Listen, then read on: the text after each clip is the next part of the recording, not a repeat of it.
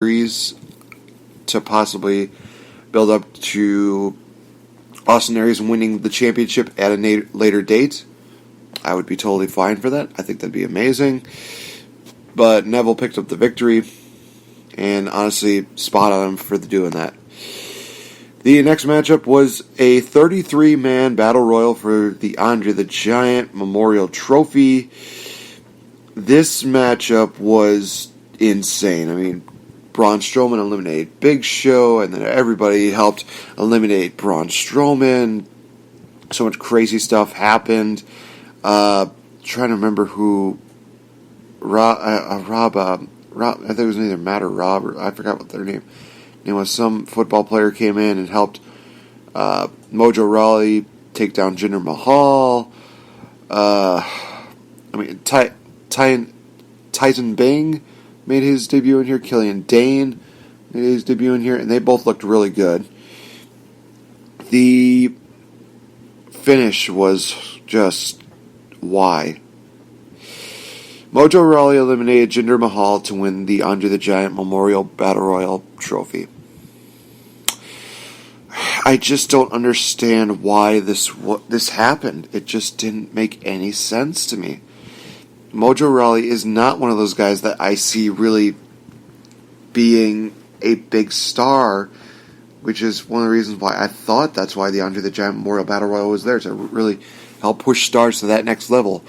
Now Mojo Rawley's going to be going around for a year, saying that he won this Battle Royal. Oh, boy. Good on you for that, I guess. So it'll be very interesting to see how things go from there for Mojo Rawley. I just don't know how to react to this. Next matchup was Baron Corbin taking on Dean Ambrose, in which Dean Ambrose retained the Intercontinental Championship. Baron Corbin looked really good and very strong in this matchup. I thought it was actually really good. I did have a problem again with the ending where Baron Corbin just yells at Dean Ambrose, and then Dean Ambrose just basically says, yeah, I'm just going to hit you with the DDT and then pin you 1, 2, 3. It just, I mean, it's good that, Dean Ambrose is finally defending the Intercontinental Championship, but at the same time, what more, I just don't know why I have an issue with Dean Ambrose retaining right now. I thought Baron Corbin should have won. He definitely deserved it, in all honesty.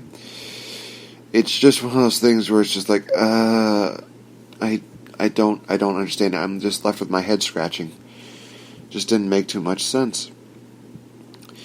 Alright, so we go into the first matchup of the main card, that being AJ Styles versus Shane McMahon. A lot of people definitely were very hesitant going into this matchup, but this matchup delivered immensely, very well. We see a lot of, quick strikes from AJ Styles. We see a lot of submission maneuvers brought out by Shane McMahon. Referee bump taken out.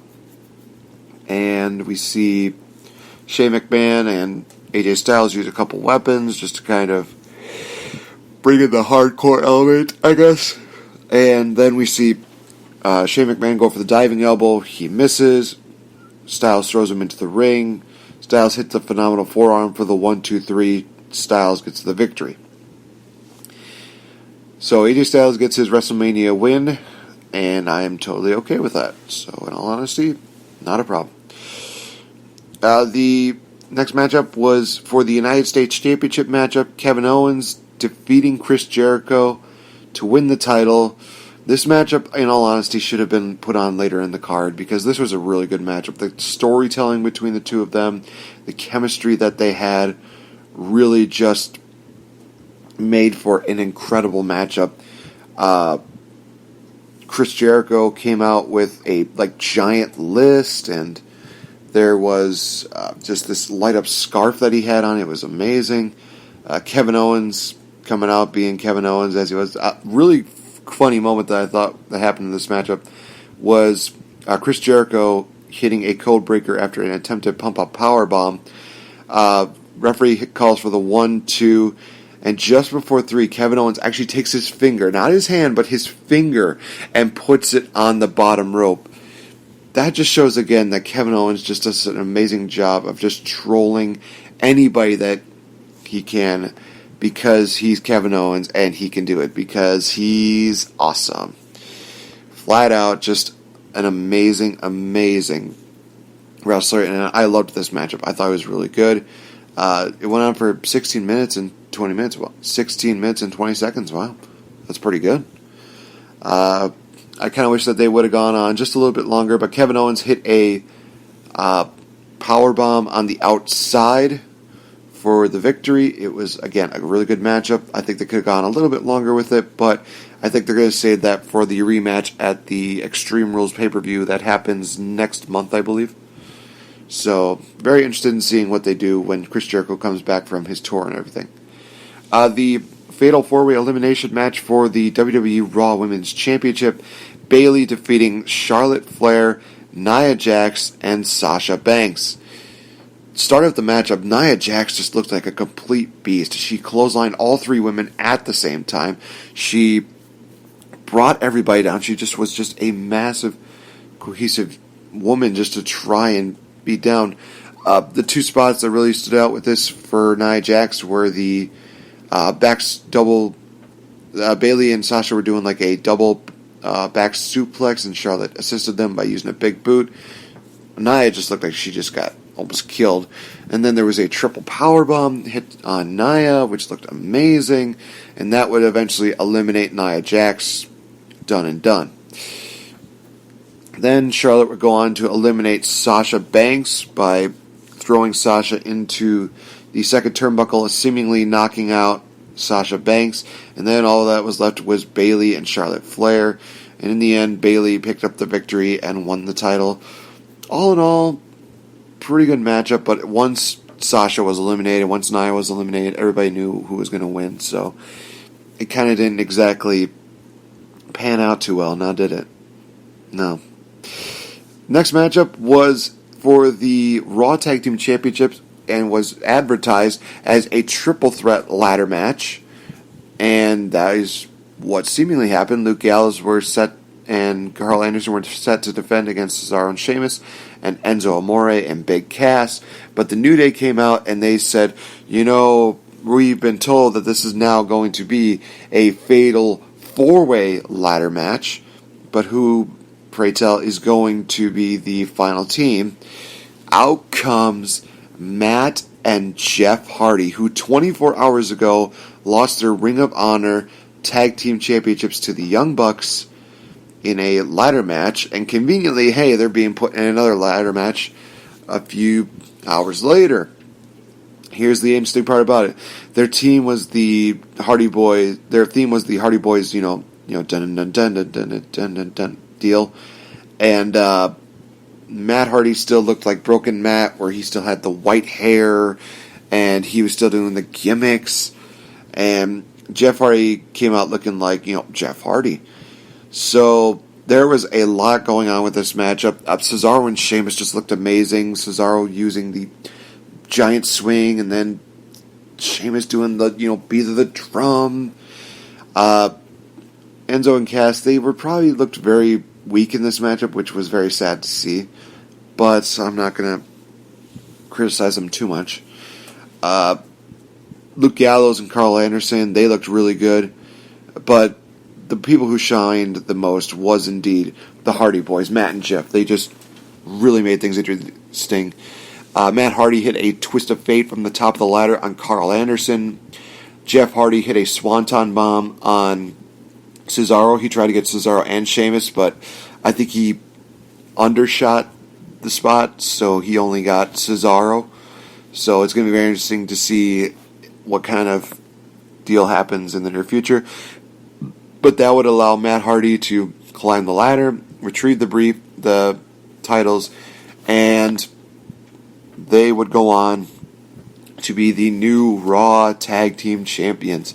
So the Broken Hardys have continued their quest in WWE for, all the gold. And it starts with the Raw Tag Team Championship matches. And actually, one thing that was actually very interesting was that Spencer pointed this out. He mentioned that this was actually the first win for Jeff Hardy at a WrestleMania. I thought, wow, well, good for him. It's pretty cool. The next matchup was the mixed tag team matchup in which John Cena and Nikki Bella defeated The Miz and Maryse. They hit their consecutive finishers. John Cena hit the AA, and Nikki Bella hit the, I like to call it the Bella knockout, the BKO. Was a very interesting finish, 1, 2, 3. And as you may have predicted, John Cena would go out and talk about how how much he loves Nikki Bella and how they were there for each other, telling even a special story about how he actually sort of proposed to Nikki Bella before she went in for surgery, and then he got down on one knee, proposed to her. She said yes. Great moment. So congratulations to John Cena and to Nikki Bella for just a phenomenal moment. You guys definitely do deserve it. I'm very happy for you guys. I may not like John Cena, I may not like Nikki Bella, but I definitely respect them as human beings. This is a great moment for them. So, great. Congratulations to you both. Next matchup was the non-sanctioned matchup between Seth Rollins and Triple H, where Seth Rollins went over quite a bit going into this matchup. The entrances were probably the best of the night. Triple H came out with a motorcycle and police escorts. Seth Rollins came out with just this giant torch, and he had this gold attire on. He was almost like this knight in shining armor. He put the torch on the ground, and then it just looked like the fire just went down from the 80-yard stage all the way to the ring. The graphic just looked awesome. Some really great spots here. This was kind of the spot fest matchup was between Seth Rollins and Triple H, where Seth Rollins would hit the frog splash and he would do a couple chair shots of Triple H. Triple H would work on the leg immensely, and he would try to use a sledgehammer, but that didn't really work out too well. One thing that a lot of people really do criticize is that Stephanie McMahon really does make things out for herself, and that she never really gets her dues, I guess. But I say to you, last year she took a spear from Roman Reigns. This year she went through a table. How's that for paying her dues? That was amazing. Triple H got caught with the pedigree by Seth Rollins and gets pinned for the 1, 2, 3. All in all, great matchup there. And it was a great moment to see Seth Rollins back and just winning, finally. The next matchup was for the WWE Championship, and this is where things started to kind of take a turn for the worse, and that being Randy Orton defeated Bray Wyatt for reasons I will never understand. So during this matchup, it was actually really very well told, actually. I mean, they talked about the whole Randy Orton burning down the compound and how it seemingly got into Wyatt's head, and then Wyatt, during the matchup, actually did these kind of mind games to Randy Orton where he would do his taunt before he does the spider walk, and he would end up creating the ring actually just looked like a bed of bugs and worms and maggots and all these kind of things. It was just really cool to see that. We see Sister Abigail and an RKO on the outside. It looked great. Sister Abigail on the inside for a 2 count, and then Randy Orton hit an RKO out of nowhere for the 1, 2, 3. Randy Orton is your new WWE champion for reasons I will never understand. I mean, I guess it's been a while since the Royal Rumble winner has won the main event of WrestleMania, but at the same time, I just don't see the point in Randy Orton winning. Bray Wyatt just won the title maybe a few months ago. Actually, it was about a month ago. It was about 2 months ago, yeah. So why basically say, thank you for your time, but we're going to put the belt on somebody else? I mean, I think AJ said it best, what more does Bray Wyatt have to do? I mean, he was doing very well as the champion. Why? It just made no sense. I just don't understand it. The next matchup was for the WWE Universal Championship, in which we saw Goldberg be dethroned by Brock Lesnar in 4 minutes